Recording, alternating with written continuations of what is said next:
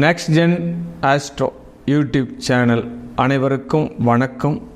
நம்ம இந்த வைகாசி மாதத்தினுடைய பலாபலனை பார்க்க போகிறோம். இந்த வைகாசி மாதம் மிகப்பெரிய ஒரு யோகமான மாதம், மாதவ மாதம். இந்த வைகாசி மாதம்னு எடுத்துட்டாலே ஒரு மாத பிறப்பில் ஒவ்வொரு மாதமுமே புனித நீராடனா அவன் பாக்கியவான் அப்படின்னு சொல்லப்படுது. அதுவும் இந்த வைகாசி மாதத்தில் எவர் ஒருவர் கங்கா ஸ்நானம் பண்ணுறாரோ அவர் 7 ஜென்மத்துக்கு பாக்கியவான மாறுறார் அப்படின்னு இந்த வைகாசி மாதத்தினுடைய பலாபலன் சொல்லப்படுது. அது மட்டும் இல்லாமல் விஷ்ணுபதி புண்ணிய காலம், வைகாசியில் சூரியன் சஞ்சாரம் பண்ணும்போது விஷ்ணுபதி புண்ணிய காலம் இருக்குது. யாரெல்லாம் பெருமாள் கோயிலில் அந்த கொடிமரசை சேவாத்தி பண்ணுறாலோ, 3 விஷ்ணுபதி புண்ணிய காலத்தை யார் டச் பண்ணுறாலோ அவள் மிகப்பெரிய ஒரு ராஜகுமாரனாக பிறக்கிறான் அப்படின்னு ஜோதிட விதியே சொல்லப்படுது. அது மட்டுமல்லாமல் மகாவிஷ்ணுவை வணங்குறது, துளசி மாலை சாத்தி இந்த மாதம் முழுவதும் சனிக்கிழமை தோறும் மகாவிஷ்ணு நீங்கள் வணங்குறது மிகப்பெரிய ஒரு யோகத்தை தரப்போகுது இந்த மாதத்தில் உங்களுக்கு. அது மட்டுமல்லாது இந்த வைகாசி பௌர்ணமி மிக மிக மிக மிக யோகமான பௌர்ணமி. சித்த புருஷர்களினுடைய வழிபாடு மிகப்பெரிய ஒரு வெற்றியை தரப்போகிறது இந்த வைகாசி மாதத்தில். அதுவும் இந்த வைகாசி விசாகம் முருகப்பெருமான் ஆறுமுகன் ஜனனம் செய்த மாதமாக இந்த மாதம் இருக்கிறது. கூடுதல் சிறப்பை தரும் அப்படின்னு இந்த மாதத்துக்கு மிகப்பெரிய ஒரு யோகத்தை தரப்போகுது.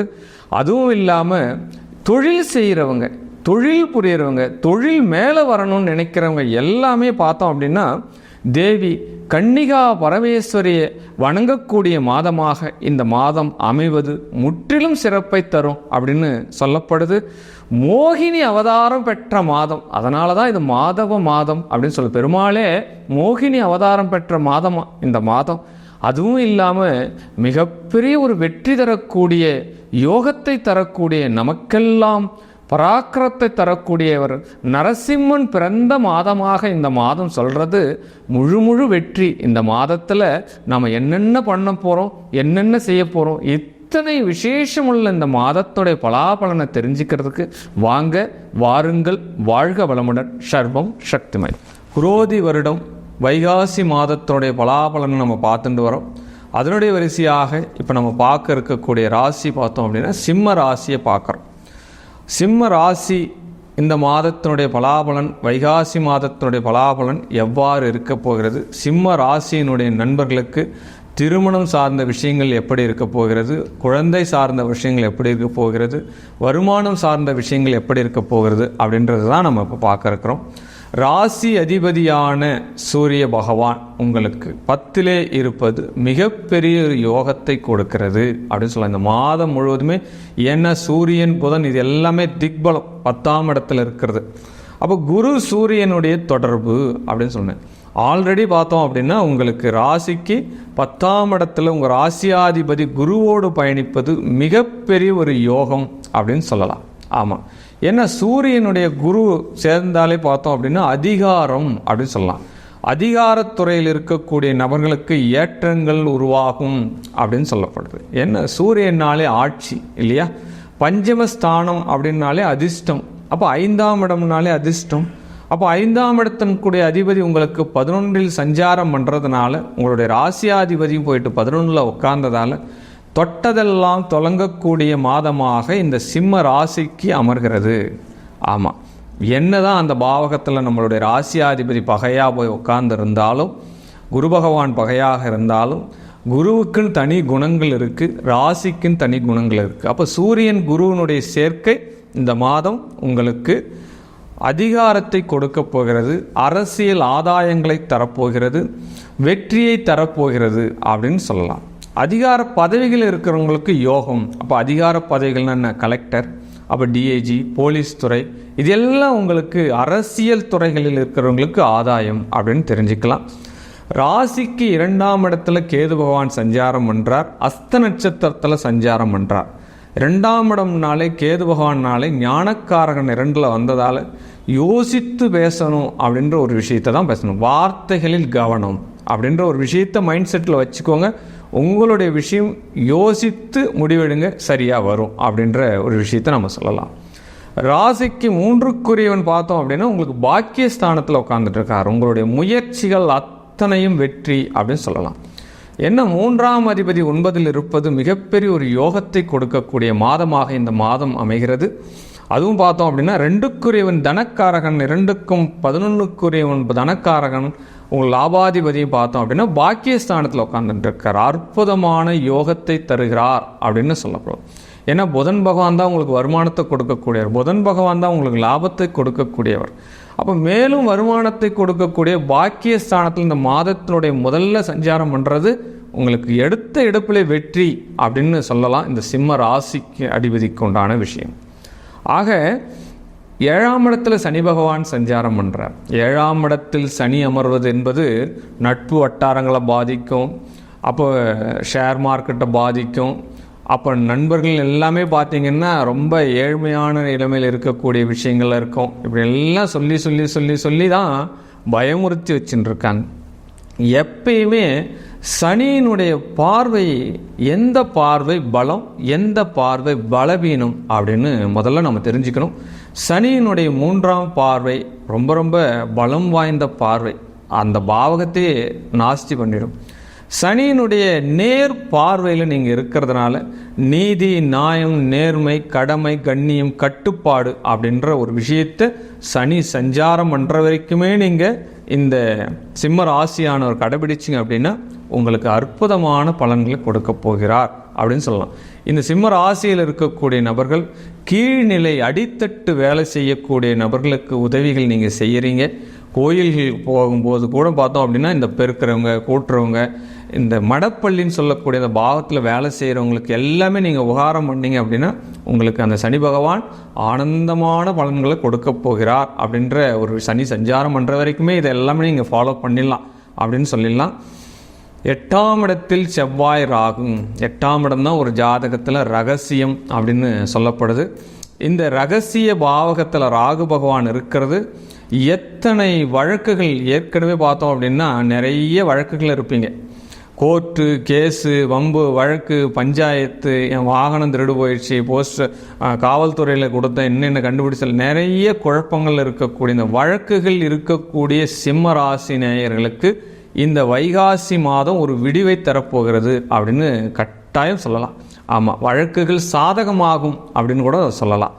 ஆல்ரெடி வழக்கு நான் கோர்ட்டாக வாய்தா வாங்கிட்டு இருக்கேன் அப்படின்ற நிறைய விஷயம் இருக்கும்.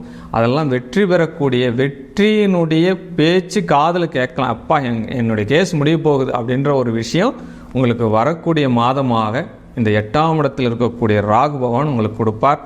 அதே நேரத்தில் அதீத ஆசைகளையும் கொடுப்பார். ஏன்னா ராகுனாலே பிரம்மாண்டம்.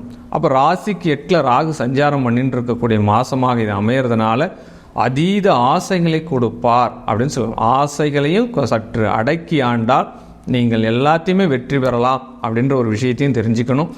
9ல் புதன் சுக்கிரன் எப்பயுமே யோகஸ்தானம், பாக்கியஸ்தானம், அதிர்ஷ்டம் நிறைந்த ஸ்தானம். 9ல் புதனும் சுக்கிரனும் அமர்வது உங்களுக்கு அற்புதமான பலன்களை தரப்போகிறது. அது மாதத்தினுடைய முதலாகட்டும், மத்தியமமாகட்டும். ஆனால் மத்தியமத்தினுடைய வைகாசி 18 பார்த்தோம் அப்படின்னா உங்களுக்கு செவ்வாய் பகவான் 9ல் வந்துடுறார். அப்போ செவ்வாய் 9ல் வரும் காலங்கள் உங்களுடைய தந்தையாருடைய உடல்நிலையில் சற்று கவனம் வேண்டும். ஏன்னா ஆட்சி பெறப்போகிற 9ஆம் இடம் என்பது தந்தையாரை குறிக்கக்கூடிய பாவகன்றதுனால தந்தையாருடைய பாவகத்தில் சற்று கவனம் வேணும். தந்தை கவனிக்கணும், தந்தையினுடைய மருந்து செலவு பார்க்கணும், தந்தைக்கு உபகாரம் பண்ணணும், தந்தையினுடைய ஆசீர்வாதம் வாங்கணும், அவருக்கு என்ன சேவார்த்தி பண்ணணுமோ அதை பண்ணணும், தந்தையினுடைய ஸ்தானத்தில் இருக்கவங்களுக்கு உதவி செய்யணும். இந்த விஷயத்தெல்லாம் நீங்கள் கையாண்டிங்க அப்படின்னா அதீத வெற்றி அடைகிறதுக்கு சான்சஸ் கொடுப்பாங்க இந்த கிரக பாவங்கள். அதே பார்த்தோம் அப்படின்னா இந்த மாதத்தினுடைய மத்தியம பகுதியில் 15 தேதி 18 தேதிக்கெலாம் பார்த்தீங்க அப்படின்னா உங்களுடைய 10ஆம் இடத்துல பாவகத்தில் பார்த்தோம்னா 4 கிரகங்கள் சஞ்சாரம் பண்ணுது. 2 கிரகங்கள் இருந்தால் யோகம். அப்போ 2 கிரகங்களுக்கு மேல் ஒரு பாவகத்தில் இருந்தால் அது அவயோகம் அப்படின்னு ஜாதகத்தில் சொல்லப்படுது. அப்போ 10லே 4 கிரகங்கள் இருப்பது உங்களுடைய பதவிகளை குறிக்கக்கூடிய பாவகமான அந்த 10ஆம் இடத்துல 4 கிரகங்கள் அமர்ந்து சூழ்நிலையும் ஆகிறது அப்படின்னு பேர்.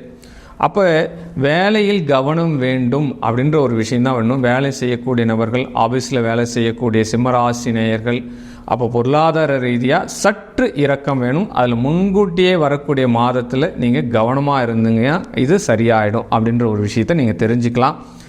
மாதத்தினுடைய கடைசி பிரிப்பில் பார்த்தோம் அப்படின்னா லாபஸ்தானத்தில் சுக்கிரன் வரார்.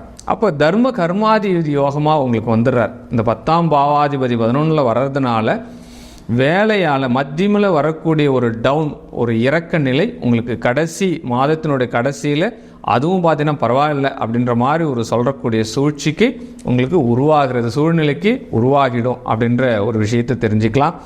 சிம்மராசி நேயர்கள், அதாவது திருமணத்திற்கு எதிர்பார்த்திருக்கக்கூடிய சிம்மராசி நேயர்கள் 7ஆம் இடத்துல சனி பகவான் சஞ்சாரம் பண்ணுற வரைக்குமே கொஞ்சம் அதுக்கு ஆலோசித்து தன்னுடைய திருமணத்தை செய்வது சரி இந்த காலகட்டம் அப்படின்ற ஒரு விஷயத்தை தான் அவங்களுக்கு ஒரு ஆலோசனையாக கொடுக்கப்படுகிறது. ஏன்னா சிம்ம ராசிக்கு ஆல்ரெடி 2ஆம் இடத்துல கேதும் 7ஆம் இடத்துல சனி பகவானும் பஞ்சாரம் பண்ணுறதுனால இந்த சனி பயிற்சி வரைக்குமே என்ன சார் அப்போ திருமணத்துக்கு சாதகமாக இருக்கக்கூடிய சூழ்நிலை இது இல்லையா, அப்போ திருமணம் எங்களுக்கு நடக்காதா, தள்ளி போகுமா அப்படின்ற ஒரு கேள்வி இருக்கிறச்ச உங்களுடைய சுய ஜாதகத்தினுடைய வலிமையை பொறுத்து தான் உங்களுடைய திருமண பாவகத்தை நீங்கள் இயக்கணும். ஆனால் கோச்சார ரீதியாக இந்த விஷயத்தை மட்டும்தான் இது பொது பலனாக நாம் சொல்கிறோம் அப்படின்ற விஷயத்தையும் நீங்கள் தெரிஞ்சுக்கணும் அப்படின்ற ஒரு விஷயத்தை பார்த்துக்கலாம். குழந்தை பேருக்காக இயங்கி இருக்கக்கூடிய இந்த சிம்ம ராசி நேயர்களுக்கு அற்புதமான ஒரு காலகட்டம் அப்படின்னு சொல்லப்படலாம். ஆமாம், ஏன்னா சிம்ம ராசிக்கு 5ஆம் இடத்தினுடைய குரு பகவான் 11ஆம் இடத்துல பாவிக்கிறதுனால இந்த வருடம் இந்த மாதம் உங்களுக்கு மிகப்பெரிய ஒரு குழந்தை ஏக்கமாக இருக்கக்கூடிய இந்த சிம்மராசினியர்கள் அதற்குண்டான வாய்ப்புகள், அதற்குண்டான செய்திகள் உங்களுக்கு கிடைக்கப் போகிறது அப்படின்ற ஒரு விஷயத்தையும் தெரிஞ்சுக்கலாம். கல்வி நிலையில் உள்ள ஸ்டூடெண்ட், அதாவது மாணவர்கள், அப்போ முதல் நிலை மாணவர்கள், 2ஆம் தர மாணவர்கள், கல்லூரிக்கு சேரக்கூடிய மாணவர்கள் எல்லாமே அப்படியே பார்த்தோம் அப்படின்னா கல்லூரிக்கு +2 முடிச்சுட்டு இப்போ கல்லூரிக்கு போகக்கூடிய மாணவர்களுக்கு யோகம் அப்படின்னு சொல்லலாம். ஆமாம், ஏன்னா 11ஆம் இடம் தான் உங்களுக்கு கல்லூரி. ஒரு ஜாதகத்தில் லக்னத்துக்கு ராசிக்கு 11ஆம் இடம் தான் உயர்நிலை படிப்பு, மேல்நிலை, அதாவது கல்லூரி படிப்பு அப்படின்னு சொல்லப்படக்கூடிய. ஆனால் 11ஆம் பாவத்தில் குருவும் சூரியனும் பயணம் பண்ணுறதுனால கல்லூரியில் சேரக்கூடிய மாணவர்களுக்கு, சிம்மராசி மாணவர்களுக்கு அற்புதமான காலம் அப்படின்னு சொல்லலாம். இந்த மாத பலன்கள் ஒரு ஜாதகத்தில் நம்ம சொல்கிறோம் அப்படின்னா அது பெருமளவு சோபிக்குதா அப்படின்னு பார்க்குறச்ச ஒரு ஜாதகத்தில் ஒரு 30% ஜெயிக்கலாம் அப்படின்னு சொல்லலாம். ஏன் 30%? மீதி 70% எங்கே போகுது அப்படின்னா ஒரு ஜாதகத்தில் ராசியை தவிர்த்து லக்னம் இருக்குது, சூரியன் இருக்குது, விதி மதி கதி அப்படின்னு நிறைய விதிகள் ஜாதகத்தில் இருக்குது.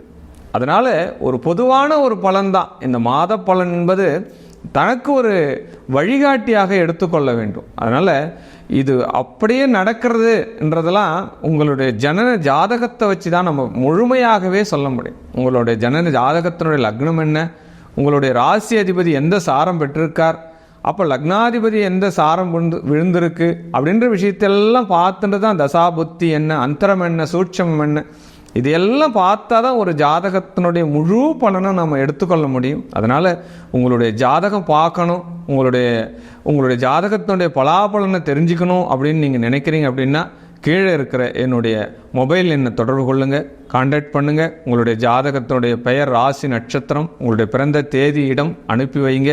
உங்களுடைய ஜாதகத்தினுடைய முழு பலன் நீங்கள் தெரிஞ்சுக்கோங்க. அந்த அம்பாளினுடைய அருளை முழுவதுமாக பெற்றிடுங்க. வாழ்க வளமுடன். சர்வம் சக்திமயம்.